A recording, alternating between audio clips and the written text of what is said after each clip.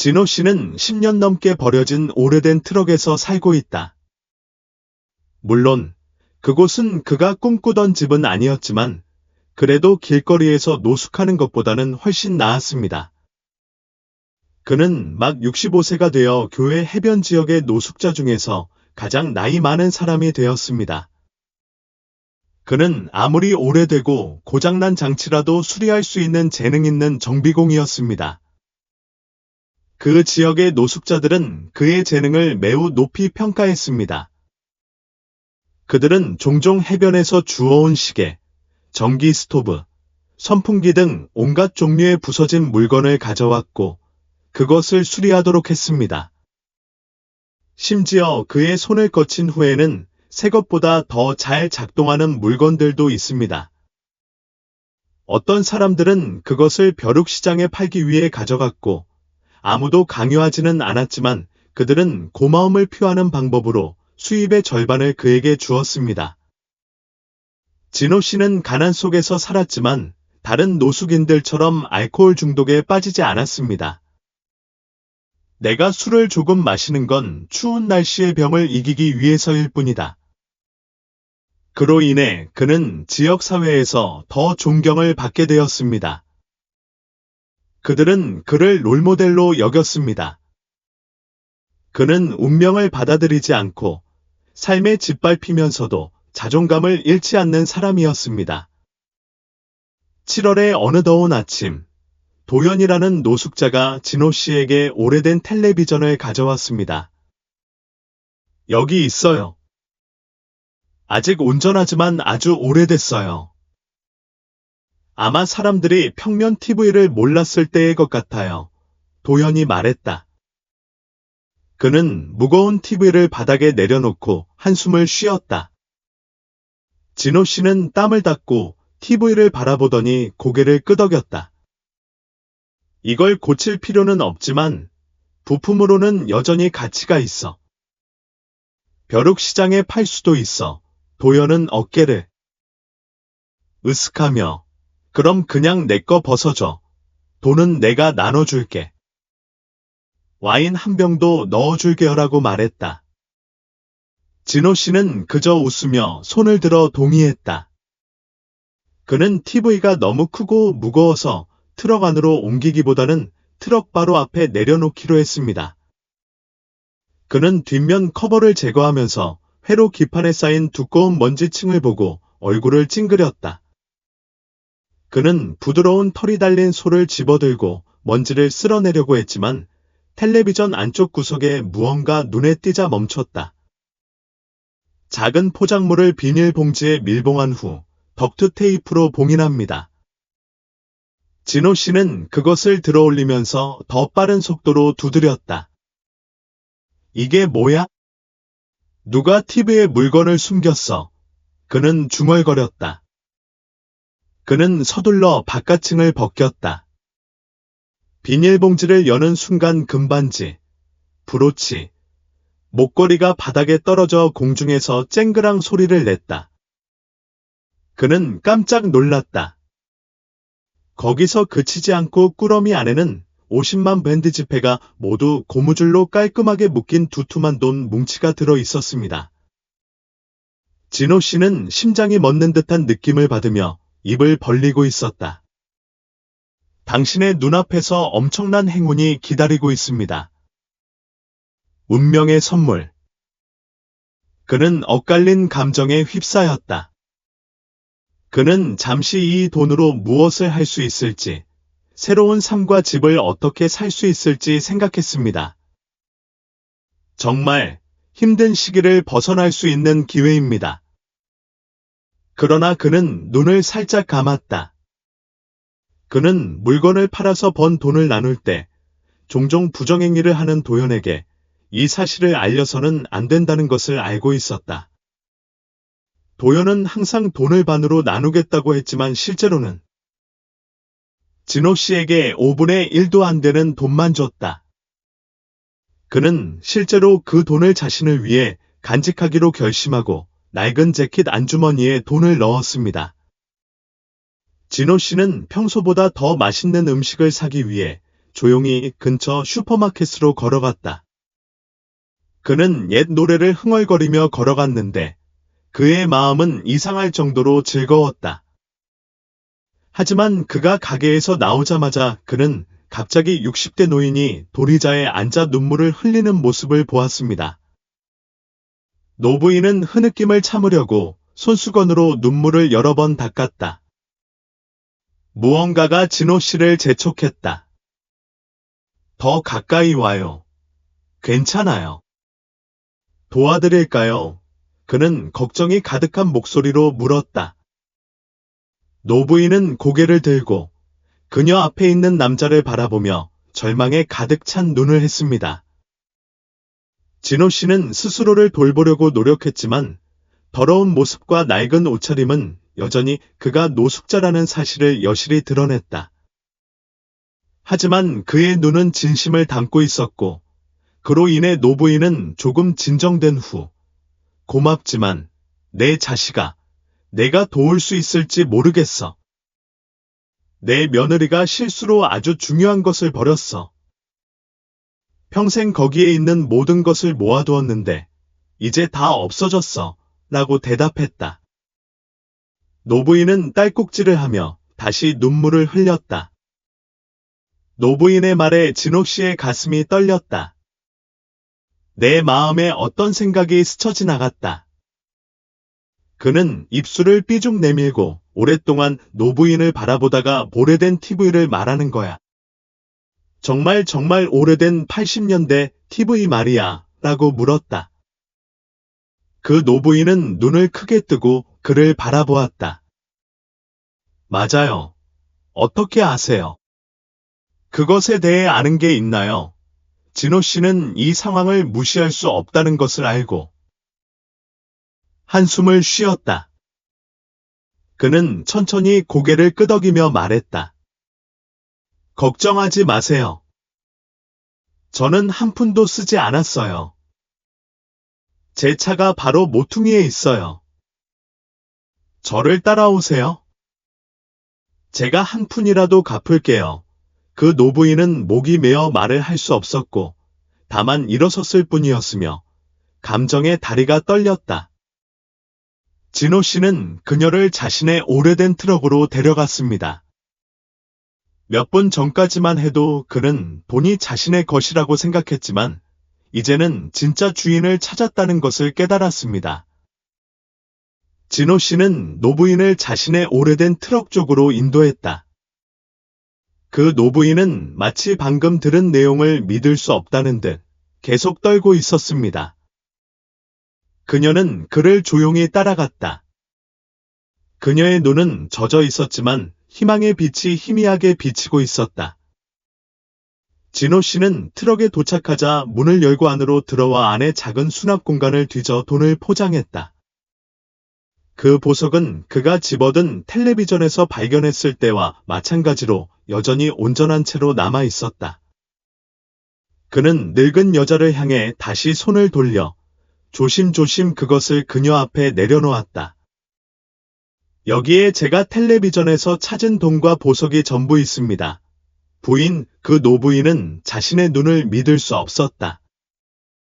그녀의 떨리는 손은 비닐 봉지를 만졌고 하나하나 봉지를 열었고 눈앞에 익숙한 물건들이 드러났다.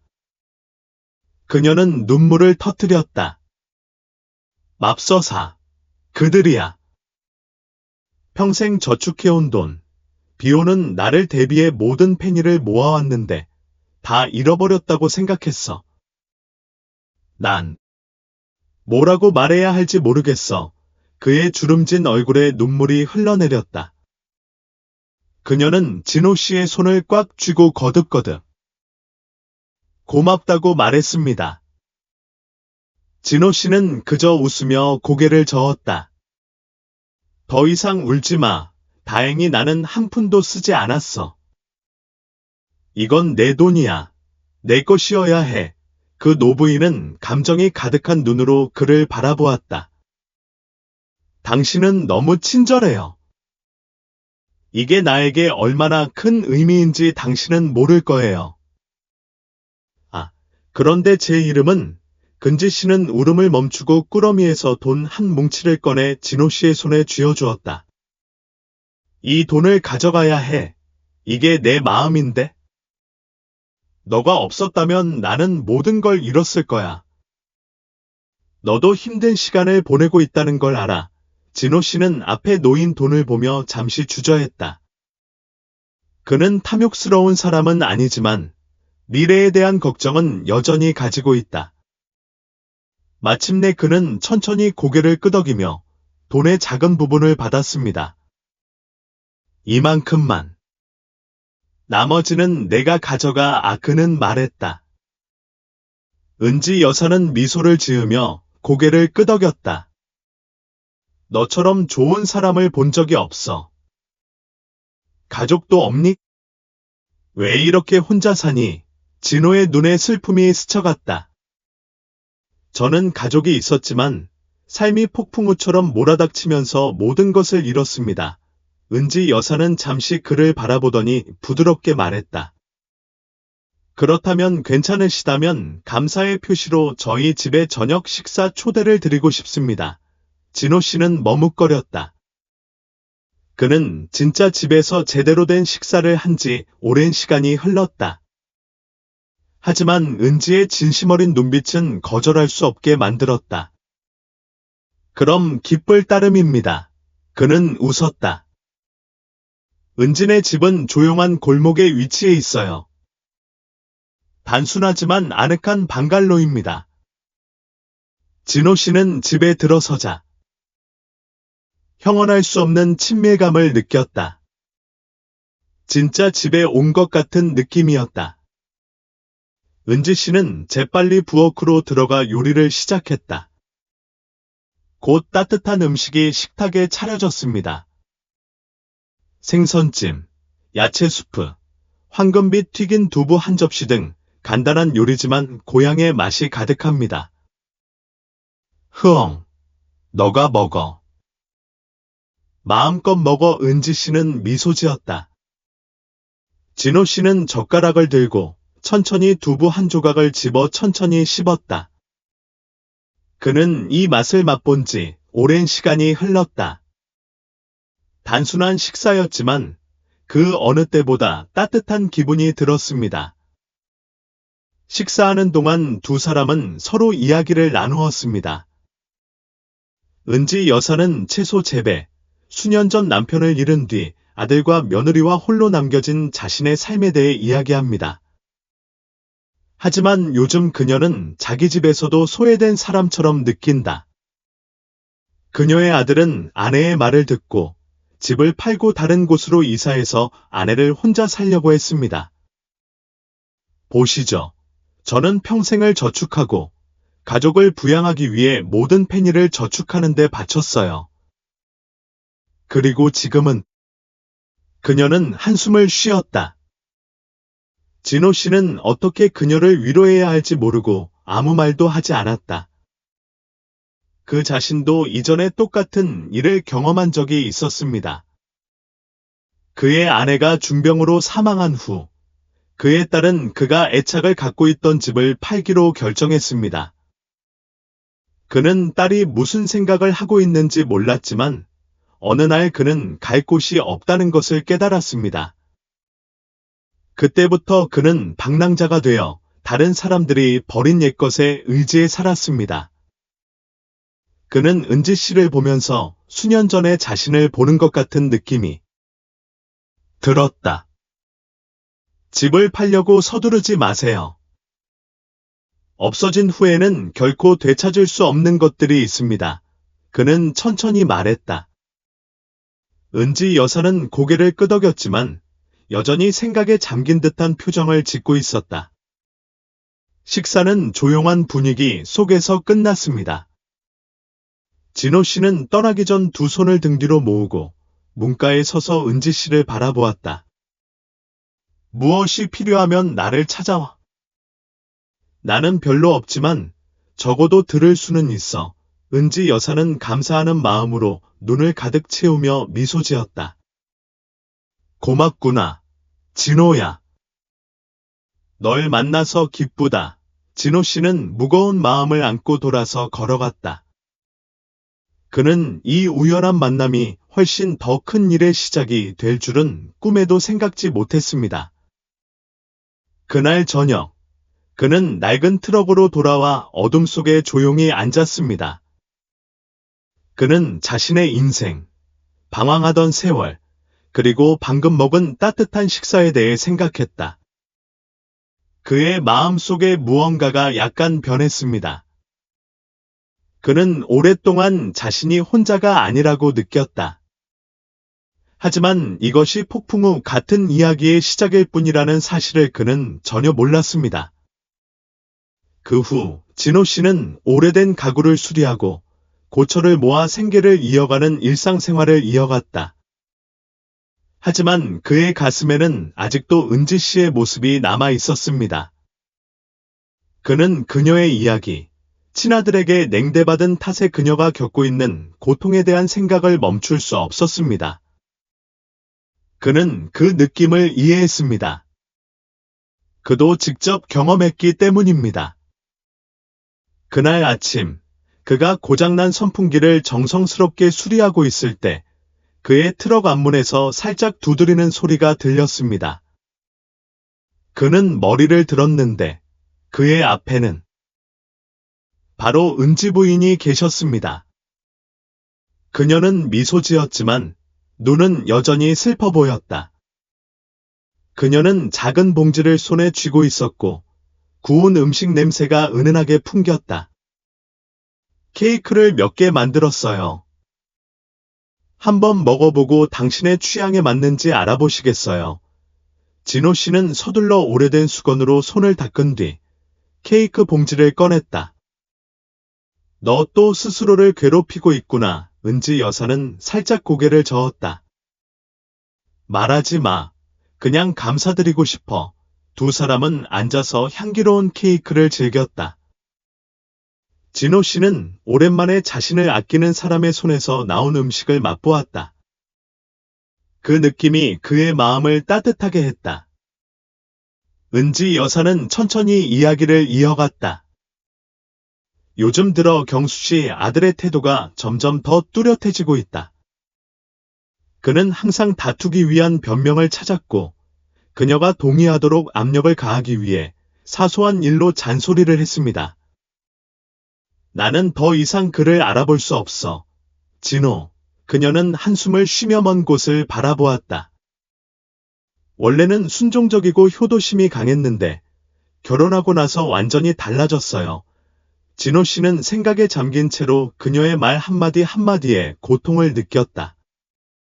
그는 또한 가족이 가장 든든한 지원군이라고 믿었지만 친인척에게 버림받기 전까지는 그랬다. 무슨 짓을 할 거야? 그는 물었다. 은지 여사는 오랫동안 말없이 있더니 고개를 저었다. 모르겠어요. 이 집을 잃고 싶지는 않지만 제 집에서 추위에 살고 싶지도 않아요. 진호 씨는 그녀를 바라보며 천천히 말했다. 팔고 싶지 않다면 누구에게도 강요받지 마. 그 집은 내 인생의 작품이야. 팔면 다시는 되찾을 수 없어. 은지 여사는 고개를 끄덕였지만 여전히 주저하는 표정을 지었다. 두 사람은 오랫동안 앉아있더니 은지 여사가 일어나면서 부드럽게 미소를 지었다. 고맙습니다, 진호 씨. 그냥 이야기만 해도 기분이 좋아집니다. 골목길로 사라지는 은지 씨의 모습을 보며 진호 씨는 갑자기 막연한 불안감을 느꼈다. 그는 일이 거기서 끝나지 않을 것 같은 느낌이 들었습니다. 그로부터 며칠 후, 어느 늦은 오후, 진호 씨가 막 일을 마치고 있을 때 멀리서 갑자기 큰 소리로 논쟁하는 소리가 들렸습니다. 그는 은지의 목소리가 분노로 가득 차 있지만 무력감이 섞여 있다는 것을 알아챘다. 너는 너무하구나. 은지 씨가 말했다. 목소리가 울렸다. 저는 그저 어머니를 돌보고 싶을 뿐이에요. 엄마는 나이가 많으시고 혼자 사는 건 불편해요. 집을 팔면 더 작고 편안한 아파트를 사드리겠습니다. 나야, 그는 으르렁거렸다. 당신이 나를 걱정해서가 아니라 아내가 더 이상 나를 여기 두고 싶어 하지 않아서야. 이 집이 내 전부야. 알겠어. 하지만 영원히 여기서 살 수는 없어. 다시 생각해봐. 왜 내가 이걸 가지고 있니? 경수가 투덜거리는 목소리로 대답했다. 진호 씨는 눈살을 찌푸리고 논쟁의 근원지를 향해 재빨리 걸어갔다. 그가 도착했을 때 은지 여사가 문 앞에 서 있었고 그녀의 얼굴은 분노로 붉어 있었다. 경수는 팔짱을 끼고 있었고 그 옆에는 아마도 그의 아내인 듯한 젊은 여성이 서 있었다. 진호 씨가 다가왔는데 그의 목소리는 심각했다. 경수 선생님, 이건 성급하게 결정할 수 없는 것 같아요. 경수는 그를 돌아보며 눈살을 찌푸렸다. 당신은 누구예요? 왜 우리 가족 일에 간섭해요? 저는 외부인일 뿐이지만 은지 부인이 어떤 기분인지 이해합니다. 당신은 신경 쓰지 않을지 몰라도 이 집은 그녀의 전부입니다. 당신은 정말로 그녀를 거리로 내쫓고 싶습니까? 경수가 투덜거리며 말했다. 그의 목소리에는 비꼬는 듯한 분위기가 가득했다. 너는 누구인데 나한테 설교해? 너는 내 어머니한테 뭐야? 근지 씨는 화가 났다. 경수야, 어떻게 그런 말을 할 수 있니? 경수는 더 듣고 싶지 않은 게 분명해 화가 나서 돌아섰다. 경수의 아내가 말을 이었다. 그녀의 목소리는 달콤하면서도 계산적이었다. 엄마, 우리는 그저 당신을 돌보고 싶을 뿐이에요. 생각해보세요. 외부인이 당신의 결정을 흔들지 못하게 하세요. 진호 씨는 분노에 떨고 있는 은지 씨를 바라보았지만 그녀의 눈에는 주저함이 엿보였다. 그는 그녀가 여전히 아들을 사랑하고 그와의 관계를 완전히 끊고 싶어 하지 않는다는 것을 알았습니다. 경수는 은지를 마지막으로 한번 바라보고 아내를 떼어냈고 숨막히는 침묵이 남았다. 진호 씨는 은지 씨의 어깨에 손을 얹었고 그의 목소리는 따뜻했다. 당장 결정할 필요는 없지만 신중하게 생각하고 하고 싶지 않은 일을 하도록 강요하지 마세요. 은지 여사는 셔츠를 꼭 움켜쥐고 눈물을 글썽였다. 고맙구나, 진호. 정말 뭘 해야 할지 모르겠어. 진호 씨는 이 싸움이 끝나지 않았다는 것을 알고 한숨을 쉬었다. 그날 밤, 진호 씨는 낡은 트럭에 누워 천장을 바라보며 무거운 마음을 안고 있었습니다.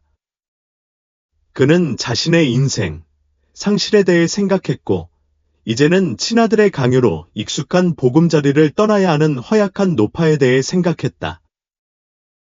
그는 언젠가 경수가 돌아올 거라는 걸 알고 있었고, 다음에는 그저 말만 하지 않을지도 모른다는 걸 알고 있었다. 하지만 진호 씨는 더 이상 은지 씨가 다치는 것을 그냥 두고 볼 수 없었다. 차가운 바람이 창문으로 불어왔다. 그는 담요를 끌어올렸지만 마음 한구석에는 여전히 불안감이 감돌았다. 그는 진짜 폭풍이 앞에 있다는 것을 알고 있었습니다. 은지 씨는 아들과의 다툼 이후 며칠 동안 불안한 생활을 했습니다. 그녀는 평정심을 유지하려고 노력했지만 집을 쉽게 팔 수는 없다는 걸 알았습니다. 그녀는 그런 느낌 때문에 여러 밤 잠을 이루지 못했습니다. 그날 아침 그녀는 평소처럼 따뜻한 도시락을 챙겨진 후 선생님을 다시 만나러 갔다. 하지만 이번에 그녀의 얼굴에는 뚜렷한 피로감이 드러났습니다. 진호 씨는 그것을 즉시 알아봤다. 잠을 잘 수 없니? 그는 걱정스러운 목소리로 물었다. 은지 여사는 살짝 고개를 끄덕이고 한숨을 쉬었다. 이게 계속 걱정이에요. 집을 잃고 싶지는 않지만 이렇게 계속 살다 보면 매일 아들의 압박을 견뎌야 하니까 저도 지칠 거예요. 진호 씨는 잠시 침묵한 후 그 밖에 무엇을 할 수 있을지 생각해 보셨나요? 이곳을 떠나 더 평화로운 곳을 찾는 게 어떨까요? 라고 말했다. 은지 여사는 놀란 표정으로 그를 바라보았다. 이 집을 나간다는 말이에요. 하지만 이제 어디로 갈 수 있을까요? 진호 씨도 대답이 없습니다. 그는 은지가 아들의 학대를 계속 견뎌내는 것을 원하지 않지만 그녀에게 당장 모든 것을 포기하라고 말할 수도 없다. 그는 이런 상황이 계속된다면 언젠가는 그녀가 결정을 내리지 않을 수 없을 것이라는 것을 알고 있었습니다. 며칠 후, 진호가 예상했던 대로 경수가 돌아왔다. 이번에는 더욱 단호한 태도로 은지 씨를 부드럽게 설득하지 않고 직접 그녀를 난처한 처지에 몰아넣었다. 경수는 거머니가 집을 사줄 사람을 찾았어요. 라고 말하며 종이 한 뭉치를 테이블 위에 던졌다. 그들은 높은 가격을 지불할 의향이 있습니다. 그냥 여기에 서명하세요. 은지 여사는 눈앞에 쌓인 종이더미를 보며 가슴이 조여오는 것을 느꼈다. 내가 집을 팔고 싶지 않다고 말했잖아요. 그녀가 말했다. 경수는 눈살을 찌푸리며 목소리가 점점 더 거칠어졌다. 엄마, 그렇게 고집하지 마세요. 왜 그렇게 큰 집에서 혼자 사세요? 저는 그저 당신이 더 나은 삶을 살기를 바랄 뿐이에요. 은지 씨는 희미하게 미소 지었다. 웬, 정말 내가 더 나은 삶을 살기를 원한다면 평화롭게 살게 해줘. 다른 집은 필요 없어. 그냥 여기 있고 싶어. 내가 평생을 보낸 곳이야. 경수가 테이블에 손을 내리치자 그녀는 놀랐다. 엄마, 왜 그렇게 고집이 세세요? 언젠가 이 집이 황폐해지고 당신이 비참하게 살아야 하는 걸 원하세요. 은지는 눈물을 참고 돌아섰다. 더 이상 다투고 싶지 않았지만 경수는 그녀를 내버려 두지 않았다. 당신이 서명하지 않으면 다른 선택의 여지가 없어요. 경수는 중얼거리며 아내 쪽으로 돌아섰다. 갑시다. 경수는 문을 나서면서 마지막 한마디를 남기는 것을 잊지 않았다. 엄마, 다시 생각해 보세요. 저는 힘을 쓰고 싶지 않지만 강요하지 마세요. 은지 여사는 멍하니 앉아 눈물을 흘리고 있었다. 그날 저녁, 진호 씨는 낡은 트럭 옆에 앉아 별이 빛나는 하늘을 바라보고 있었는데 발소리가 들렸습니다. 그는 돌아서서 은지, 부인이 어리둥절한 표정으로 서 있는 것을 보았습니다. 괜찮으세요? 그는 이미 답을 알고 있음에도 불구하고 물었다. 은지 여사는 고개를 저으며 그의 옆에 앉았다. 오랜 시간이 지난 후 그녀가 말했습니다. 난 어떻게 해야 할지 모르겠어. 진호야. 내 아들이 날 이렇게 대할 줄은 생각지도 못했어. 진호 씨는 그녀를 바라보며 천천히 말했다. 그녀는 평생 아들을 걱정하며 살았지만 이제는 자신에 대해 생각해야 합니다. 그가 계속 그녀를 강요한다면 그녀는 벼랑 끝까지 몰리기 전에 떠나야 할지도 모릅니다. 은지 여사는 한숨을 쉬더니 조용히 고개를 끄덕였다. 아마도 당신이 옳을지도 모르지만 이제 어디로 가야 할까요? 진호 씨는 아무 말도 하지 않았다. 그는 그녀를 위해 거기에 있는 것 외에 그녀를 돕기 위해 할 수 있는 일이 무엇인지 몰랐습니다. 그러자 은지 씨가 갑자기 말을 이었습니다. 저는 아직도 시골에 오래된 집이 있어요. 교회예요. 경수는 그 집을 모르죠. 제 어머니가 저에게 물려주신 집이거든요. 저는 이곳을 떠나지 않을 거라고 생각했기 때문에 아무에게도 말하지 않았어요. 진호 씨는 살짝 눈썹을 치켜 올렸다. 그곳으로 돌아갈 수 있어요. 압력이 없고 아무도 당신에게 아무것도 포기하라고 강요하지 않는 곳, 은지 씨는 깊이 생각하였다. 하지만 제가 그곳에서 혼자 살게 될 줄은 생각지 못했어요. 진호 씨는 그녀를 바라보며 천천히 말했다. 혼자 살 필요는 없어요. 은지 여사는 놀라움이 가득한 눈으로 그를 바라보았다. 두 사람 사이에 잠시 침묵이 흘렀지만 그 순간 두 사람 모두 아마도 무언가가 천천히 변하고 있다는 것을 알았습니다. 며칠 후, 은지는 오랜 친구에게 전화를 걸어 도움을 요청했습니다. 그녀는 경수가 더 나쁜 짓을 하기 전에 이 집을 떠나기로 결심했습니다. 진호 씨도 꼭 필요한 물건만 가지고 와서 짐을 싸는 것을 도와주셨습니다.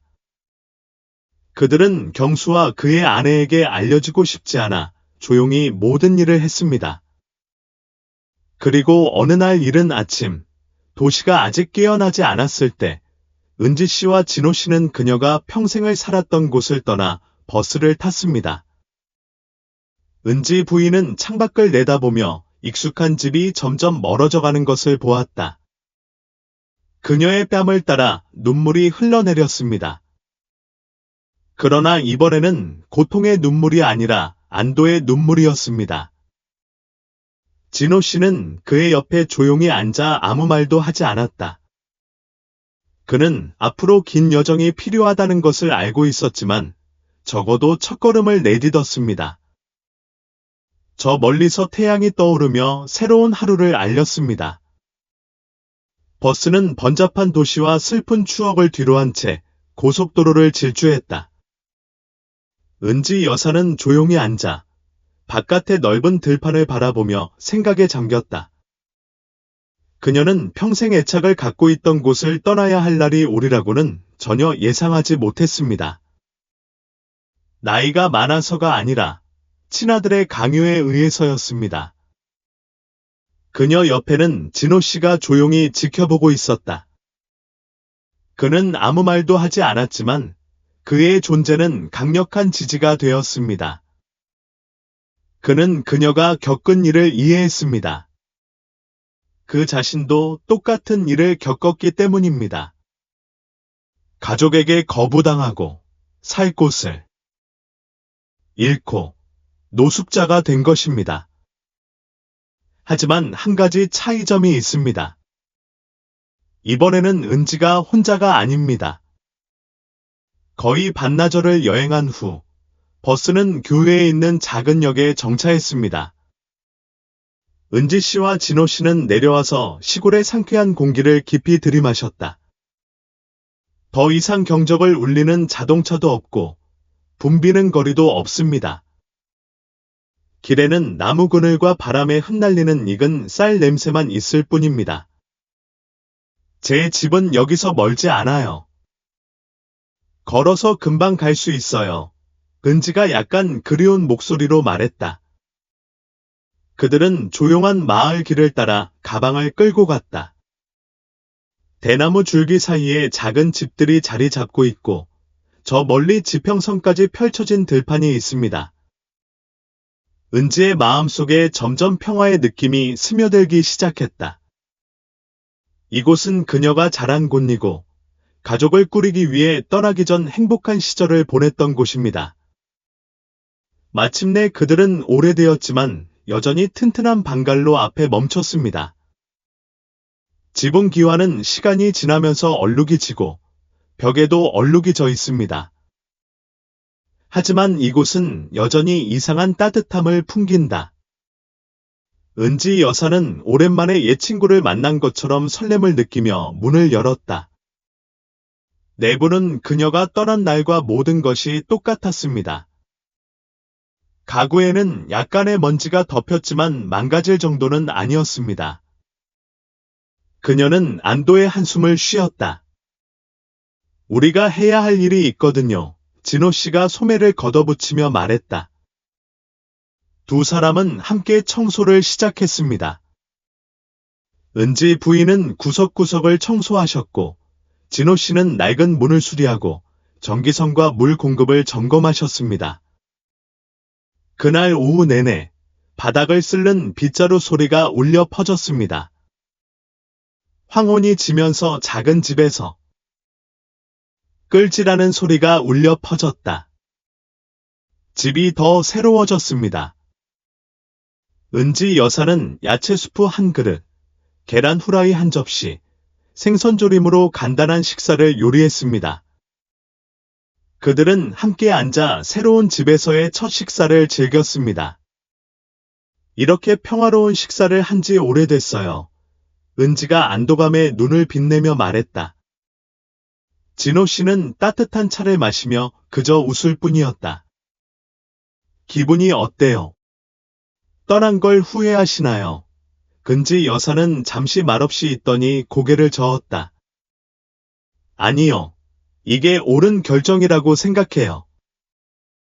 적어도 여기서는 평화롭게 살 수 있고, 내 집이 여전히 내 집인지 아닌지 매일 걱정할 필요가 없거든요. 진호 씨는 고개를 끄덕였다. 평화는 가장 소중한 것입니다. 그들은 잠시 침묵 속에 앉아서 마당에서 벌레들이 지저귀는 소리를 들었다. 아무도 말하지 않았지만 모두들 마음속으로는 그것을 알고 있었습니다. 어쩌면 둘은 새로운 집을 찾았을지도 모릅니다. 그저 피난처가 아니라 속할 곳을 찾은 것일지도 모릅니다. 그 다음 날, 그들은 점차 새로운 삶에 익숙해졌습니다. 진호 씨는 은지 씨를 도와 집 안가구를 수리하기 시작했고, 은지 씨는 집 뒤편에 있는 작은 정원을 돌보았다. 삶은 단순하지만 하루하루가 지날수록 그들은 이전에 잃어버렸다고 생각했던 기쁨을 느끼게 됩니다. 어느 날 아침, 진호 씨가 마당에서 오래된 자전거를 수리하고 있을 때 은지 씨가 따뜻한 차 한 잔을 들고 다가왔습니다. 여기에 작은 수리점을 열 수 있을까요? 그녀는 물었다. 진호 씨는 약간 놀란 표정으로 고개를 들었다. 마을 사람들을 위해 망가진 물건을 고쳐준다는 말인가요? 은지 씨는 고개를 끄덕였다. 네. 당신은 기술이 있고 마을에는 수리해야 할 사람들이 많을 겁니다. 저는 손님을 준비하고 맞이하는 일을 도울 수 있습니다. 진호 씨는 잠시 생각하더니 웃음을 터뜨렸다. 좋은 생각이네. 시골 한가운데에 있는 작은 수리점은 흥미로울 거야. 은지 씨도 따라 웃었다. 그럼 한번 해볼까요? 일주일 후, 진호 씨의 수리점이 공식적으로 문을 열었습니다. 화려한 간판은 없고, 마당 한 구석에 수리 키트 몇 개가 있을 뿐입니다. 하지만 처음부터 마을 사람들이 왔습니다. 그들은 고장난 선풍기, 멈춰선 시계, 심지어 모터가 타버린 블렌더까지 가져왔습니다. 진호 씨는 양심적으로 일하며 아무것도 아끼지 않습니다. 사람들은 점차 그의 기술에 대한 소문을 퍼뜨렸습니다. 어떤 사람들은 일한 대가로 돈을 주었고, 어떤 사람들은 야채나 닭고기를 주었는데, 이는 마을 사람들이 종종 고마움을 표현하는 방식이었습니다. 바쁜 나날을 보내면서 그 어느 때보다 더 유용하다는 생각이 듭니다. 인생은 더 이상 끝없는 나날들의 연속이 아니라 목적과 연관성을 가지게 되었습니다. 어느 늦은 오후, 은지 부인이 마당에서 식물에 물을 주고 있을 때 낯선 사람이 대문 앞에 서 있었습니다. 그녀는 고개를 들자 심장이 멈췄다. 경수. 그는 거기 서 있었고 표정은 알 수 없었다.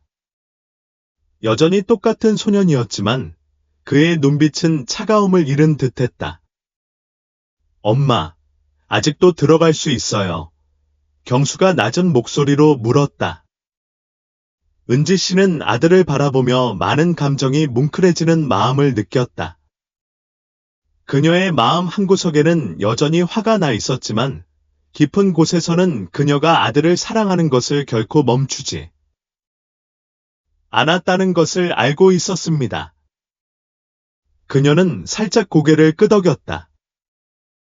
들어오세요. 경수가 안으로 들어오면서 그의 시선은 집안의 단순한 주변 환경을 훑어보았다. 그는 말을 잘 못하는 것 같았다. 엄마, 미안해요. 경수가 천천히 말했다. 당신이 떠난 후로 내가 틀렸다는 걸 깨달았어요. 그렇게 강요해서는 안 됐어요. 은지 여사는 바로 대답하지 않고 오랫동안 아들을 바라보기만 했다. 정말로 그걸 이해해요. 아니면 그 엉터리 집이 더 이상 당신 집이 아니기 때문이에요. 그녀의 목소리는 부드럽지만 의미가 가득했습니다. 경수는 아무 말도 하지 않았다. 은지 씨는 한숨을 쉬었다. 집에 가세요. 사랑이 무엇인지 진정으로 이해한 후에 돌아오세요. 경수는 고개를 숙이고 조용히 떠났다. 은지 여사는 그 자리에 서서 아들의 모습이 사라지는 것을 지켜보았다. 그녀의 가슴은 무거웠지만 이번에는 이전처럼 고통이 심하지 않았습니다. 그녀는 자신이 진짜 집을 찾았다는 걸 알았고 마당에 선풍기를 고치던 남자가 그녀가 결코 만날 수 있을 거라고 생각하지 못했던 동반자였습니다. 그녀는 떠났고 은지 부인은 현관에 조용히 서 있었다. 그녀는 아들의 모습이 점점 나무 뒤로 사라지는 것을 지켜보았습니다. 내 마음은 엇갈린 감정으로 가득 차 있습니다. 이전만큼 아프지는 않지만 바로 사라지지는 않습니다. 결국 그는 여전히 그녀의 친아들이었고 그녀가 신뢰하고 사랑했던 사람이었습니다. 진호 씨는 멀리서 아무 말도 하지 않고 지켜보며 따뜻한 차 한 잔을 조심조심 부어 테이블 위에 올려놓을 뿐이었다. 은지 여사는 한숨을 쉬며 다시 안으로 들어가 그의 옆에 앉았다. 그가 정말로 후회한다고 생각하세요? 그녀는 낮은 목소리로 물었다. 진호 씨는 차를 한 모금 마시고 천천히 대답했다. 그럴 수도 있고 아닐 수도 있어요. 하지만 적어도 그는 돌아왔고 그것은 그에게 여전히 무언가가 있다는 것을 의미합니다. 은지 여사는 아무 말도 하지 않은 채 손가락으로 가볍게 찻잔 가장자리를 짚었다. 경수가 돌아와서 사과할 거라고 기대하지는 않아요. 그저 그가 가족의 가치를 진정으로 이해하기를 바랄 뿐이에요. 진호 씨는 그녀를 바라보며 살짝 고개를 끄덕였다. 그는 그녀의 감정을 이해했다. 시간만이 치유할 수 있는 상처도 있습니다. 그 후에도 그들의 삶은 평화롭게 이어졌습니다. 진호 씨의 수리점은 점점 더 붐비고 은지 씨도 손님 접대와 차 만들기로 더욱 바빠진다. 가끔 그녀는 마을 사람들과 대화를 나누기도 한다. 매일 오후 일을 마치고 나면 그들은 종종 현관에 있는 덮인 의자에 앉아 따뜻한 차를 마시며 조용히 하늘의 색깔이 변하는 것을 바라봅니다.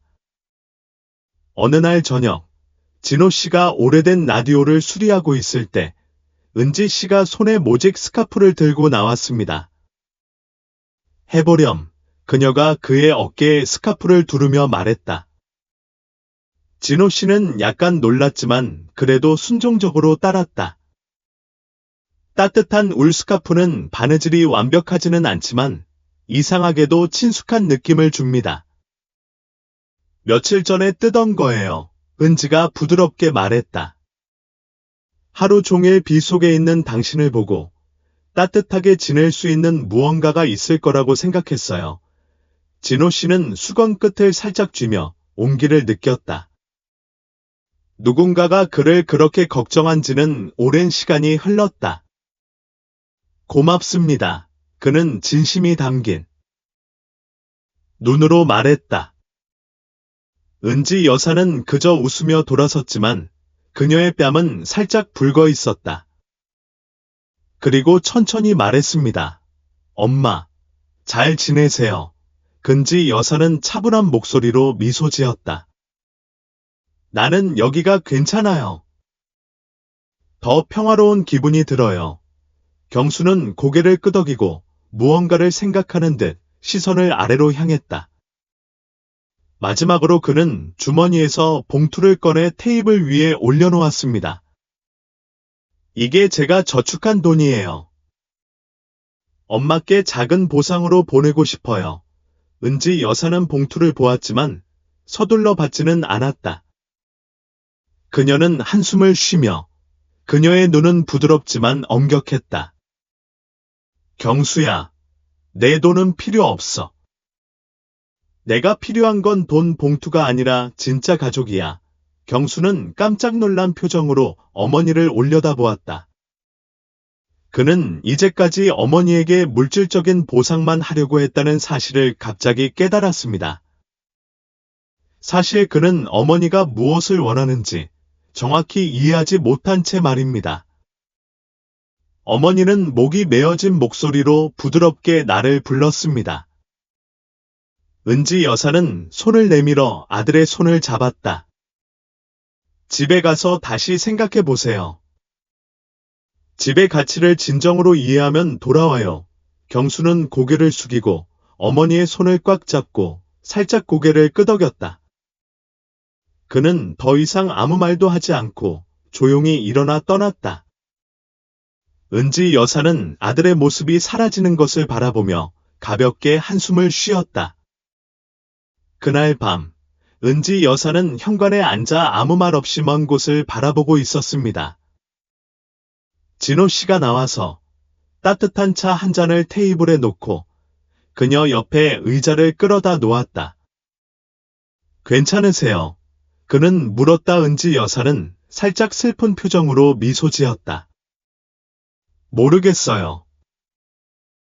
하지만 경수가 정말 많이 변한 것 같아요. 진호 씨는 고개를 끄덕였다. 시간이 말해줄 거야. 그들은 아무 말도 없이 앉아서 별이 빛나는 밤하늘을 함께 바라보았습니다. 아무도 말하지는 않았지만 두 사람 모두 자신의 삶이 정말로 새로운 장으로 넘어갔다는 것을 알고 있었습니다. 앞으로 불분명한 일들이 많이 있겠지만 적어도 그들은 더 이상 혼자가 아닙니다. 은지는 경수를 만난 후에도 며칠 동안 아들 생각을 떨칠 수 없었다.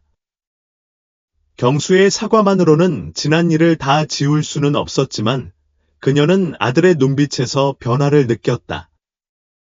그녀는 서둘러 믿고 싶지 않았지만 마음속에 희미한 희망의 빛을 부정할 수 없었다. 진호 씨는 그녀 곁에서 조용하지만 꾸준히 지냈다. 그는 그녀에게 즉시 있거나 용서하라고 조언하지 않았습니다. 그는 어떤 일들은 치유되기까지 시간이 걸린다는 것을 알고 있었기 때문입니다. 진호 씨의 수리점은 점점 더 많은 손님을 모으고 있습니다. 마을 사람들은 수리할 물건을 가져올 뿐만 아니라 그저 이야기를 나누기 위해 들르기도 했습니다. 그들은 그를 숙련된 근로자로서 뿐만 아니라 좋은 청취자로서도 사랑했습니다. 어느 날 오후 진호 씨가 골동품 시계를 수리하고 있을 때 은지 씨가 살짝 웃으며 들어왔습니다. 오늘 누군가가 당신에 대해 물었어요. 진호 씨는 놀라서 고개를 들었다. 그 사람은 누구야?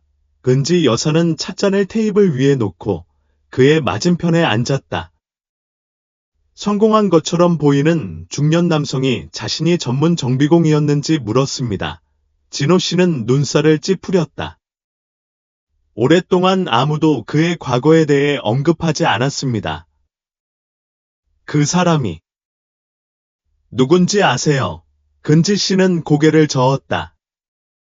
잘 모르겠지만 그는 전화번호를 남겼어요. 그 일에 관심이 있으면 전화하라고요. 진호 씨는 작은 종이를 받아 그 위에 적힌 숫자를 살펴보았다. 그는 전화해야 할지 말아야 할지 몰랐다. 그는 오랫동안 이 마을의 단순한 삶에 익숙해져 있었습니다. 그는 더 이상 고통스러운 기억만을 가져다주는 도시로 돌아가고 싶어 하지 않았습니다. 은지 여사는 그의 생각을 이해한 듯 부드럽게 말했다. 돌아오고 싶지 않다면 돌아올 필요는 없지만 어쩌면 이게 기회일 수도 있어요. 진호 씨는 잠시 말없이 있더니 종이를 주머니에 넣었다. 생각해 볼게요. 그날 저녁, 진호 씨는 현관으로 나가며 먼 곳을 바라보았습니다. 시원한 밤바람은 오후 비가 내린 뒤의 들풀과 축축한 흙 냄새를 실어왔다. 그는 정비공으로 일하던 시절을 회상하는데 그때의 손은 항상 기름기가 많았지만 열정으로 가득 차 있었다. 그때 그는 아내가 죽은 날, 딸이 집을 팔았던 날, 아무것도 가지지 않고 거리로 나선 나를 기억해냈다. 그는 거기서부터 자신의 인생이 끝났다고 생각했습니다. 하지만 지금 이 평화로운 환경에 앉아 있노라니 그는 아마도 인생이 아직 끝나지 않았다는 걸 깨달았습니다. 그는 집과 친구를 찾았습니다. 그리고 아마도 그는 다른 미래에 대해 생각할 때가 되었을 것입니다. 다음 날 아침 그는 전화하기로 했습니다. 전화의 반대편에서 깊은 남자의 목소리가 들렸습니다. 안녕하세요. 저는 상우입니다. 이분이 진호 씨 맞나요? 네. 저예요. 어제 문자 보냈잖아요. 제가 뭘 찾고 있는지 알고 싶어요. 상우의 목소리에는 약간 흥분이 담겨 있었다. 당신의 기술에 대해 많이 들었습니다. 저는 도시의 기계 공장을 소유하고 있으며 새로운 팀을 안내할 훌륭한 근로자가 필요합니다. 관심이 있다면 고용하고 싶습니다. 진호 씨는 고민했다. 저는 몇 년 전에 도시를 떠났습니다. 제가 돌아올 수 있을지 확신할 수 없습니다. 상우는 가볍게 미소 지었다. 도시로 돌아갈 필요는 없어. 이 지역에 작은 공장을 열 계획이야. 원하시면 짓는 걸 도와줘. 진호 씨는 이렇게 생각하게 되었다. 그를 이곳을 떠나도록 강요하는 일은 아니지만 그가 가장 잘하는 일을 계속할 수 있는 기회를 제공하는 일입니다. 생각해 보겠습니다. 라고 그는 말했다. 그날 오후 진호 씨는 은지 씨에게 이 이야기를 들려주었습니다. 그녀는 듣고 부드럽게 미소 지었다. 나는 당신이 이걸 해야 한다고 생각해요. 돈 때문이 아니라 당신이 좋은 직장을 받을 자격이 있기 때문이에요. 진호 씨는 한숨을 쉬었다. 저는 이 단순한 삶에 익숙해졌어요. 제가 예전 일상으로 돌아갈 수 있을지 모르겠어요. 은지 여사는 그의 손에 손을 얹었고 그녀의 목소리는 따뜻했다. 둘 중 하나를 선택할 필요는 없습니다. 여기서 계속 살면서 좋아하는 일을 할 수 있습니다. 때로는 하나를 포기하지 않고도 다른 하나를 얻을 수 있습니다. 진호 씨는 그녀를 바라보며 가슴에 감정이 솟구치는 것을 느꼈다. 그녀는 항상 그를 이해했고 그가 아직 말하지 않은 말도 항상 꿰뚫어 보았습니다. 그는 고개를 끄덕였다. 어쩌면 그녀가 옳을지도 모른다. 며칠 후 그는 상우를 다시 만나 공식적으로 협력을 수락했다. 그들은 마을 바로 안에 작은 기계 작업장을 열 계획을 세우기 시작했습니다. 진호 선생님은 도움을 주실 뿐만 아니라 기계를 수리하고 마을의 젊은이들에게 기술을 가르치는 일은 바쁜 일이지만 그에게는 전에 없던 즐거움도 안겨준다. 그는 더 이상 집 없는 떠돌이가 아니라 목적과 가치를 지닌 사람, 그리고 무엇보다도 속할 곳을 찾은 사람이 되었습니다. 어느 날 오후, 그가 하루 종일 일한 뒤 손을 닦고 있을 때 은지가 종이봉지를 손에 들고 들어왔습니다. 이게 뭔가요? 그는 물었다. 은지 씨는 미소 지었다. 방금 찹쌀떡을 만들었는데 한번 먹어보세요. 진호 씨는 그것을 받아 한 입 베어 물었다. 달콤한 맛이 입안에 퍼지자 갑자기 옛날이 떠올랐다. 맛있네요 라고 그는 말했다. 은지 부인은 그의 옆에 앉아 그를 바라보았다. 우리가 이렇게 멀리까지 올 수 있을 거라고 생각했어. 진호 씨는 가볍게 미소 지었다. 아니요. 하지만 저는 일어나는 모든 일이 의미가 있다고 생각해요. 은지 씨는 고개를 끄덕였다. 좋아요. 두 사람은 함께 앉아 조용히 일몰을 바라보았다. 말할 필요는 없었지만 두 사람 모두 더 이상 혼자가 아니라는 사실과 늦었지만 의미 있는 새로운 여정이 앞에 있다는 사실을 깨달았습니다. 시간이 흐르면서 진호 씨의 기계 작업장은 커졌습니다. 그는 기계를 수리할 뿐만 아니라 마을의 젊은이들에게 교육을 제공하기도 한다. 이전에는 농사일만 했던 젊은이들이 이제는 다른 일자리를 갖게 되면서 새로운 기회가 열리게 되었습니다.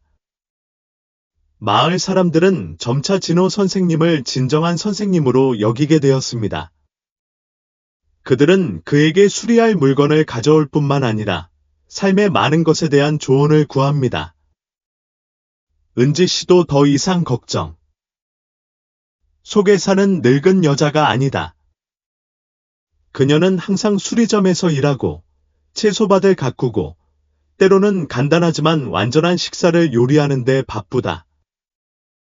그들의 삶은 평화롭고 단순하지만 어떤 면에서는 완전합니다.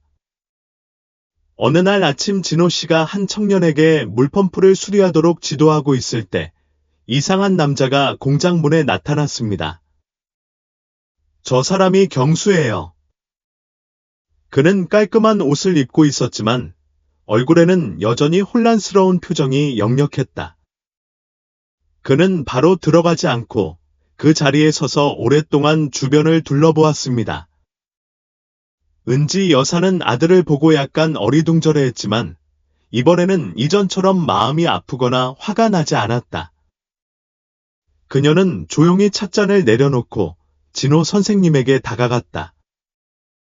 오늘도 경수가 왔어요. 그녀의 목소리는 차분했다. 진호 씨는 고개를 끄덕였다. 이번에는 정말 이야기하고 싶어 하는 것 같아요. 은지 여사는 심호흡을 한 뒤 문 밖으로 나갔다. 경수는 어머니를 보고 눈이 부드러워졌다. 엄마, 그는 약간 주저하는 목소리로 불렀습니다. 은지 여사는 팔짱을 끼고 아들을 바라보며 기다렸다. 경수는 입술을 깨물더니 천천히 말했다. 엄마, 괜찮아요. 은지 씨는 고개를 끄덕였다. 잘 지내요. 경수는 안도의 한숨을 쉬었다. 지난번 이후로 많이 생각했어요. 당신이 나에게 화가 난다는 걸 알고 있고 그럴 만한 이유가 있어요. 은지 부인은 조용히 듣고 있었다. 경수가 말을 이었다. 제가 틀렸어요. 엄마. 당신이 떠났을 때 저는 당신이 없이는 집이 의미가 없다는 것을 깨달았어요. 당신이 가장 소중히 여기는 것을 포기하도록 강요해서는 안 됐어요. 그는 잠시 멈췄다가 계속 말했습니다. 내가 여기 온 건 너한테 돌아오라고 부탁하려고 온 게 아니야. 그냥 진심으로 미안하다는 걸 알려드리고 싶어. 은지 여사는 아들을 바라보았는데 그녀의 눈은 부드러우면서도 여전히 엄격했다. 화려한 말을 할 필요는 없어. 그저 내가 정말로 무엇을 이해하는지 알고 싶을 뿐이야. 경수는 침을 삼키고 대답했다. 나는 너무 이기적이었습니다. 나는 나 자신, 나의 작은 가족의 이익에 대해서만 생각했고 어머니가 나를 위해 평생을 희생했다는 사실을 잊었습니다. 은지 여사는 살짝 미소 지으며 안도감을 느꼈다. 그녀는 이것이 형식적인 사과가 아니라는 것을 알고 있었습니다. 그녀의 아들은 정말 바뀌었습니다. 그녀는 손을 내밀어 경수의 손을 잡았다. 엄마, 저를 용서해 주세요. 경수는 믿을 수 없다는 듯이 눈을 크게 뜨고 어머니를 바라보았다. 엄마, 정말 나를 용서해 주시나요? 그녀는 고개를 끄덕였다. 엄마, 하지만 사랑하지 않는 적은 없어요. 경수는 고개를 숙이고 어머니의 손을 꽉 쥐었다. 마치 자신이 손을 놓으면 잘못을 바로잡을 마지막 기회를 놓치게 될 것이라는 두려움에서였다. 그날부터 경수는 종종 어머니를 찾아갔다. 그는 더 이상 예전처럼 화를 잘 내는 사람이 아닙니다. 그는 엄마의 말씀을 듣고 더 많은 질문을 했으며 때로는 진호 선생님이 기계를 고치는 것을 돕기도 했습니다. 진호 씨는 처음에는 중립적인 입장을 취했습니다. 그는 경수가 은지를 대하는 방식을 잊을 수 없지만 점차 경수가 정말 노력하고 있다는 것을 깨닫게 된다. 어느 날 경수가 할아버지의 낡은 기계를 분해하는 것을 돕기 위해 서투르게 드라이버를 잡다가 망설이다가 진호 삼촌, 제가 원망스럽습니까? 라고 물었습니다. 진호 씨는 멈춰 서서 경수를 바라보며 살짝 미소 지었다. 나는 당신을 미워할 이유가 없습니다. 나는 당신이 거의 잃을 뻔했던 것의 가치를 이해하기를 바랄 뿐입니다. 경수는 고개를 끄덕였다. 이해합니다. 그날부터 경수는 어머니와 진호 선생님과의 관계를 회복하기 위해 더욱 노력한다. 어느 날 진호 씨가 열심히 일하고 있을 때 경수가 봉투를 손에 들고 들어왔습니다. 경수는 진호 삼촌, 공장 확장에 쓰려고 돈을 좀 드릴게요 라고 말했다. 진호 씨는 멍하니 경수를 오랫동안 바라보았다. 경수는 약간 당황한 듯이 미소 지었다. 당신이 바로 수락할 거라고 기대하지는 않지만 이게 내가 당신에게 보상하는 방식이에요. 정말 의미 있는 일을 하고 싶어요. 진호 씨는 한숨을 쉬며 봉투를 받았지만 열지는 않았다. 그는 그것을 테이블 위에 올려놓으며 말했습니다. 돈은 의도만큼 중요하지 않습니다. 정말로 돕고 싶다면 행동으로 하세요. 경수는 고개를 끄덕이고 소매를 걷어붙였다. 그럼 저는 노동자로 일하겠습니다. 진호 씨는 웃었다. 좋아요. 그러면 작업장 청소부터 시작하죠. 경수는 웃더니 빗자루를 들고 청소를 시작했다. 은지 여사는 멀리서 뒤돌아보며 기쁨으로 눈을 반짝였다. 그녀는 경수가 돈으로 보상해 주기를 바라지 않고 비싼 선물도 필요하지 않습니다. 그녀에게 필요한 것은 자신의 실수를 진심으로 이해하고 온 마음을 다해 그것을 바로잡고자 하는 남자입니다. 어느 날 오후, 태양이 들판 뒤로 천천히 지면서 진호 씨와 은지 씨는 계단에 앉아 밝은 주황색으로 물든 하늘을 바라보았습니다. 이런 일이 일어날 거라고 생각했어. 은지 씨께서 물으셨습니다. 그는 차를 한 모금 마시고 살짝 미소 지었다.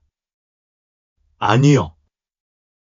하지만 저는 인생에는 항상 그 나름대로의 준비가 있다고 믿어요. 은지 씨는 고개를 끄덕였다.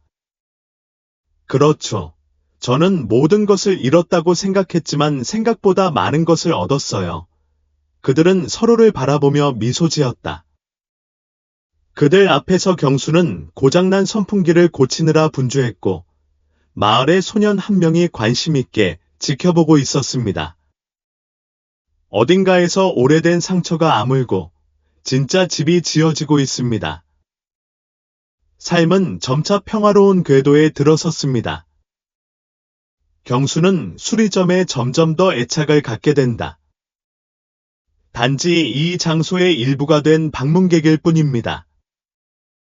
그는 진호 선생님에게서 진지하게 기술을 배우기 시작했고 모든 지시를 인내심 있게 듣고 이전의 실수를 반복하지 않으려고 노력했습니다. 진호 씨는 처음에 경수에게 도구 세척이나 작업장 청소 등 간단한 일만 맡겼다. 하지만 점차 그는 경수의 결의를 알아차리고 그에게 더 복잡한 일을 맡기기 시작했습니다. 경수는 더 이상 예전처럼 급하고 이기적인 사람이 아니다. 그는 인내심과 끈기가 있으며 실수를 하더라도 이전처럼 짜증을 내지 않습니다. 어느 날 경수가 선풍기를 고치느라 바쁠 때 은지가 수건을 손에 들고 집 밖으로 나왔다. 경수, 땀을 닦아. 더워라고 그녀가 말했다. 경수는 엄마가 수건을 건네주는 것을 보고 놀라 고개를 들었다. 그녀의 눈에는 더 이상 비난의 빛이 없었고 대신 진심 어린 걱정만 가득했습니다. 그는 수건을 받으며 살짝 미소를 지었다. 고맙습니다. 엄마, 경수가 말했다. 은지 부인은 가볍게 웃으며 다시 안으로 돌아갔다. 그것은 작은 순간이었지만 경수에게는 매우 큰 의미가 있었습니다. 그는 어머니가 조금씩 자신을 받아들이고 있다는 것을 알았습니다. 어느 날, 진호 씨가 오래된 시계를 수리하고 있을 때 은지 씨가 봉투를 손에 들고 들어왔습니다. 당신은 이 편지를 가지고 있어요. 그녀가 말하며 편지를 테이블 위에 놓았다. 진호 씨는 눈썹을 치켜 올렸다. 이곳에 온 이후로 그는 누구에게서도 편지를 받은 적이 없었다. 그는 천천히 편지를 펼쳤고 예상치 못한 사람이 보낸 편지 속의 글에 눈을 떼지 않았다. 그의 딸 은지 여사는 그녀 옆에 조용히 앉았다. 그녀는 그의 얼굴이 어두워지는 것을 보고 무슨 일이야? 라고 물었습니다. 진호는 심호흡을 하고 편지의 글을 읽었다. 아빠, 편지를 쓴 지 오래됐어요. 어떻게 시작해야 할지 모르겠지만 미안하다고 말하고 싶어요. 아빠를 내버려둔 게 잘못이었고 아빠가 날 위해 해준 일을 이해하지 못한 게 잘못이었어요. 그냥 내 삶을 살려고 했지만 우연히 아빠를 잃었어요. 나는 최근에 많은 생각을 하고 있다. 아빠가 아직 훌륭한 장인이셨던 옛날이 기억납니다. 그는 언제나 능숙한 손으로 집안의 모든 것을 고치셨죠. 하지만 아빠가 돌아가시고 엄마와 나는 아빠를 어떻게 지켜야 할지 몰랐습니다. 나는 너무 이기적이었고 내 삶에 너무 바빠서 당신이 나를 얼마나 필요로 하는지 깨닫지 못했습니다. 이제 한 가지 물어보고 싶은 게 있습니다. 아빠, 한 번만 기회를 주실 수 있나요? 저는 아버지를 보고 싶어요. 아버지께서 모든 걸 말씀하시는 걸 듣고 싶어요. 나는 내 실수를 만회하고 싶다. 아빠, 저를 용서해 주실 수 있나요? 그 편지는 거기서 멈췄다. 진호 씨는 종이를 내려놓았고 평소에 침착하던 그의 손이 살짝 떨렸다. 은지 여사는 그를 바라보며 부드러운 목소리로 말했다. 어떻게 생각하세요? 진호 씨는 한숨을 쉬었다. 모르겠어요. 저는 이 과거를 오랫동안 묻어두었어요. 이제 제 삶이 안정되었으니 다시 모든 것을 파헤칠 힘이 있는지 잘 모르겠어요. 은지 씨는 미소 지었다. 하지만 어쩌면 경수처럼 정말 후회할지도 몰라. 기회가 필요해. 진호 씨는 아무 말도 하지 않았다.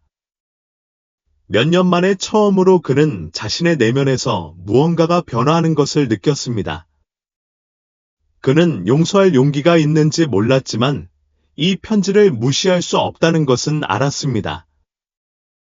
그날 오후, 진호 씨는 베란다에 홀로 앉아 들판 위로 펼쳐지는 붉은 노을을 바라보고 있었습니다.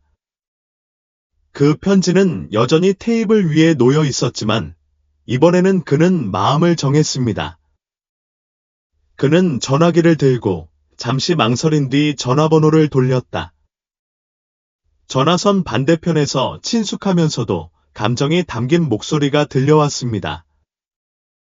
아빠가 아빠예요. 목소리가 울려 퍼졌습니다. 진호 씨는 눈을 감고 심호흡을 한 뒤 나지막하게 저예요. 아빠라고 대답했다. 긴 침묵이 흘렀고 목소리가 잠잠해졌습니다. 아버지, 괜찮으세요? 진호 씨는 하늘을 올려다보며 천천히 말했다. 아빠는 괜찮아요. 저는 정말 미안해요. 아빠. 제가 잘못했어요. 아빠를 소중히 여기는 법을 몰랐어요. 진호 씨는 눈을 감고 손에 쥐고 있던 수건을 가볍게 꽉 쥐었다. 그의 마음속 일부는 여전히 주저했지만 다른 일부는 약간 안도감을 느꼈습니다.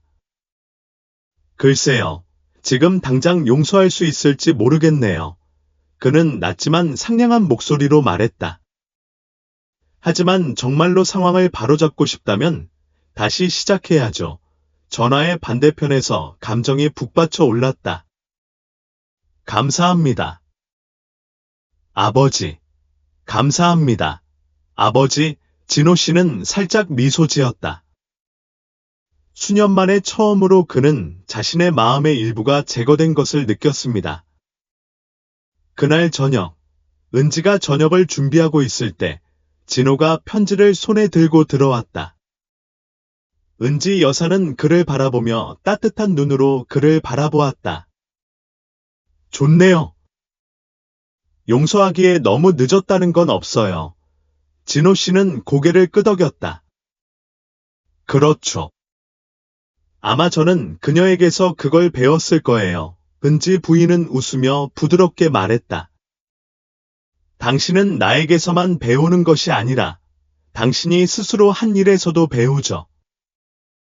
이 삶에서 우리가 아무리 멀리 가더라도 결국 우리 모두는 속할 곳을 찾고 싶어 해요.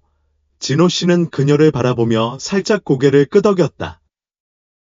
그는 자신의 진정한 집을 찾았다는 것을 알았고, 이제 딸이 잃어버린 집을 찾도록 도울 때라고 생각했습니다.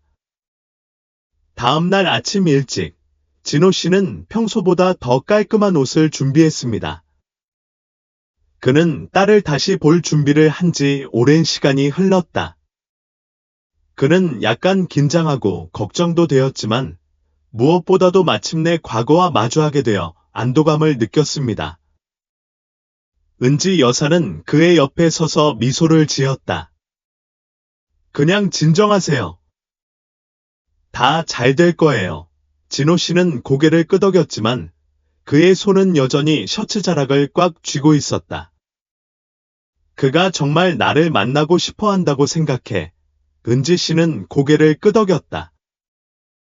이렇게 진심 어린 편지를 쓴 사람이 거짓말을 할 리가 없습니다. 과거가 당신을 앞으로 나아가는 것을 막지 않도록 하세요. 진호 씨는 한숨을 쉬며 부드럽게 미소 지었다. 그렇죠. 버스가 시내버스 정류장에 멈추자 진호 씨는 내리면서 이상한 기분으로 주변을 둘러보았다. 도연거리는 떠나던 날과 마찬가지로 여전히 시끄럽고 붐볐지만 그의 마음은 더 이상 예전처럼 무겁지 않았다. 그는 딸이 만나기로 한 커피숍으로 걸어갔다. 그는 도착하자마자 문 앞에서 잠시 멈춰서 심호흡을 한 뒤 안으로 들어갔다. 가게 한 구석에는 한 여성이 앉아서 기다리고 있었습니다. 그녀는 그가 들어오는 것을 보고 재빨리 일어섰다. 아버지, 진호 씨는 딸을 바라보았다. 그는 그녀를 마지막으로 본 이후로 많이 변해 있었다. 그녀는 더 이상 어린 소녀가 아니었습니다. 이제 그의 앞에는 어른이 되어 있었지만 그녀의 눈은 여전히 주저함과 죄책감으로 반짝였습니다. 아버지, 앉으세요. 그녀의 목소리가 살짝 떨렸다. 진호 씨는 의자를 끌어다 놓고 앉은 채 딸을 말없이 바라보았다. 그녀도 몇 초간 아무 말도 하지 않다가 입술을 깨물고 부드럽게 말했다. 아빠, 정말 미안해요. 그는 재빨리 대답하며 오랫동안 그녀를 바라보았습니다. 마치 그녀의 눈에서 답을 찾으려는 듯 마침내 그는 부드럽게 말했다. 말해봐요. 왜 나를 만나고 싶어 해요? 그녀는 고개를 숙이고 손을 모았다. 내가 틀렸다는 걸 깨닫는데 너무 오랜 시간이 걸렸어요. 떠난 후에 옳은 일을 했다고 생각했지만 돈이 많고 좋은 집이 있고 안정적인 삶을 살고 있음에도 불구하고 여전히 공허함을 느꼈다는 걸 깨달았어요. 그녀는 심호흡을 하고 눈시울을 붉혔다. 내가 잃은 것 중에서 다시 살 수 없는 유일한 것이 아버지라는 걸 깨달았어요. 그녀의 말에 진호 선생은 마음이 아팠지만 그녀를 비난하기는커녕 그저 묵묵히 그녀를 바라보기만 했다. 내 인생에 다시 당신을 데려오고 싶어요. 그녀는 목이 메어오는 목소리로 말을 이었다. 당신이 나를 바로 용서할 거라고 기대하지는 않지만 내가 미안하다는 걸 알려드리고 싶어요. 진호 씨는 가볍게 한숨을 쉬었다. 알다시피 나는 너에게 너무 화가 났어. 나는 너를 결코 용서할 수 없을 거라고 생각했어. 그녀는 입술을 깨물고 고개를 숙였다. 진호 씨는 아들을 바라보며 천천히 말을 이었다. 하지만 그때 깨달았어요. 용서는 남을 위한 것이 아니라 나를 위한 것이거든요. 그의 딸은 희망에 가득 찬 눈으로 고개를 들었습니다. 그럼 저에게 기회를 주실 수 있나요? 그녀가 부드럽게 물었다. 진호 씨는 오랫동안 딸을 바라보더니 미소를 지었다. 우리는 다시 시작할 수 있어요. 그녀는 눈물을 흘렸다. 고맙습니다, 아빠. 고맙습니다, 아빠. 그는 수년 만에 처음으로 마음의 평화를 느꼈습니다. 회의가 끝난 후 진호 씨는 마을로 돌아갔다. 그가 버스에서 내리자 은지 씨, 부인이 이미 기다리고 있었습니다. 돌아왔군요. 그녀가 미소 지으며 말했다. 진호 씨는 고개를 끄덕였다. 네, 그녀를 만났어요. 은지 여사는 기대하는 눈빛으로 그를 바라보았다. 그리고 저는 용서합니다. 그는 그 어느 때보다 가벼운 목소리로 말했다. 은지 씨는 밝게 웃었다. 좋네요. 가족이 제외하는 것보다 더 소중한 건 없잖아요. 진호 씨는 푸른 하늘을 올려다보며 미소 지었다. 그렇죠. 멀리서 경수가 펌프를 수리하는 데 열중하는 사이 마을 아이들은 뛰어다니며 즐겁게 웃고 이야기하고 있었습니다. 인생은 예상치 못한 일로 가득 차 있지만 진호 씨는 지붕, 돌아갈 장소가 있다면 모든 것을 다시 시작할 수 있다는 것을 알고 있습니다. 그리고 몇 년 만에 처음으로 그는 정말 집에 돌아온 것 같은 느낌을 받았습니다. 도시에서 돌아온 후 며칠 동안 진호 씨는 그 어느 때보다 몸이 가벼워졌다. 딸과의 만남은 그에게 과거의 고통을 마무리하는 데 도움이 되었을 뿐만 아니라 가족에 대한 애정이 치유되고 다시 시작할 수 있는 새로운 문을 열어주었습니다. 은지 여사는 그에게서 뚜렷한 변화를 느꼈습니다. 진호 씨는 더 이상 예전처럼 매일 밤 조용히 앉아있지 않았고 그의 눈에는 슬픔이 담겨있지 않았다. 대신 그는 마침내 마음이 쉴 수 있는 곳을 찾은 듯 더욱 평온해 보였다. 어느 화창한 아침, 진호 씨가 오래된 X기계를 수리하고 있을 때 경수가 따뜻한 커피 한 잔을 들고 들어왔습니다. 진호 삼촌, 커피 한 잔 끓여드릴게요. 경수가 말하며 잔을 테이블 위에 놓았다. 진호 씨는 경수를 바라보며 미소 지었다. 감사합니다. 경수는 그의 옆에 앉아 진호 선생이 일하는 모습을 잠시 지켜보다가 말했다. 제가 이 일을 할 줄은 생각지도 못했어요. 진호 씨는 살짝 미소 지었다. 그럼 지금은 어떻게 생각하세요? 경수는 심호흡을 하고 먼 곳을 바라보았다. 저는 성공이 단순히 많은 돈을 버는 것만이 아니라는 걸 깨달았어요. 도연이는 진정한 성공은 의미 있는 일을 할 때, 작은 것의 가치를 볼 때라고 말했어요. 진호 씨는 고개를 끄덕였다. 맞아요. 도연 씨는 돈만 중요한 게 아니라 사는 방식도 중요해요. 경수가 웃었다. 당신과 엄마. 덕분에 그걸 이해하게 됐어요. 그날 오후, 은지 부인은 부엌에서 바쁘게 일하며 특별한 식사를 준비하고 있었습니다. 오늘은 경수의 가족이 모두 저녁 식사를 하러 와요. 그동안 일어난 일들 이후에 그녀가 아들과 며느리를 초대한 것은 이번이 처음이었습니다. 경수 부부가 도착했을 때 처음에는 분위기가 약간 어색했지만 음식이 나오자 긴장감은 점점 사라졌다. 그들은 식사를 하고 이야기를 나누고 추억에 잠겼고 그 순간 은지는 가족이 마침내 재회했다는 것을 깨달았습니다. 저녁 식사 후 경수는 어머니와 함께 앉았습니다. 엄마, 말씀드릴 게 있어요. 은지는 아들을 바라보며 기다렸다.